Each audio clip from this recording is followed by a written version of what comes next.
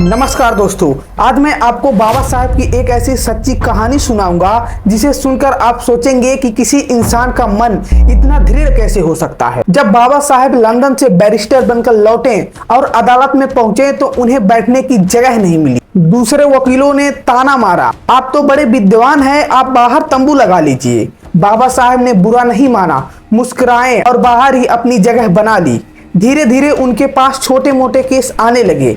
इसी दौरान एक सेठ और उनकी पत्नी, जिनके इकलौते बेटे को फांसी की सजा सुनाई गई थी, मुंबई के हर एक वकील के पास गए, पर सबने केस लेने से इनकार कर दिया। आखिर में कुछ वकीलों ने मजाक में कहा कि बाहर बैठे उस विद्वान वकील को दिखा दो। सेठ बाबा साहेब के पैरों में गिर पड़ा और मदद की गुहार लगाई।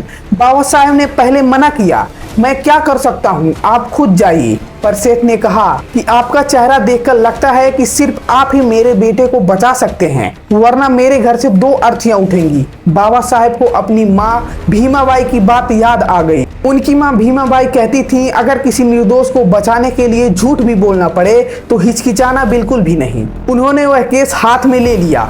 फांसी में सिर्फ 10 दिन बचे थे। अदालत में जज ने पूछा, अंबेडकर कोई सबूत देंगे? बाबा साहेब ने कहा, नहीं, आप अपना फैसला सुनाइए। सेठ घबरा गया, सोचा शायद अब कुछ गलत होगा। पर जब जज ने आदेश पढ़ा तो बाबा साहेब खड़े होकर बोले, रुकिए, आपने केवल फांसी की सजा दी है, मृत्यु दंड की नहीं। इस बारीक कानूनी नुक्ते से लड़के की जान बच गई। इसी घटना से आगे चलकर यह तय हुआ कि सजा सिर्फ फांसी के रूप में दी जाए, मृत्युदंड शब्द का इस्तेमाल नहीं होता। बाबा साहेब का मजाक उड़ाने वाले वकील उस दिन चुप हो गए। उन्होंने बच्चों को उसकी मां के पास पहुंचाया। बाबा साहेब भीमराव अंबेडकर ने कई ऐसे ही अनगिनत लोगों की जिंदगियां बचाई और अंत तक समाज के कल्याण के लिए संघर्ष करते रहे। आपकी क्या राय है, कमेंट में जरूर बताइए और हमारे प्यारे बाबा साहेब के लिए कमेंट में नीला दिल जरूर भेजें। जय भीम, जय।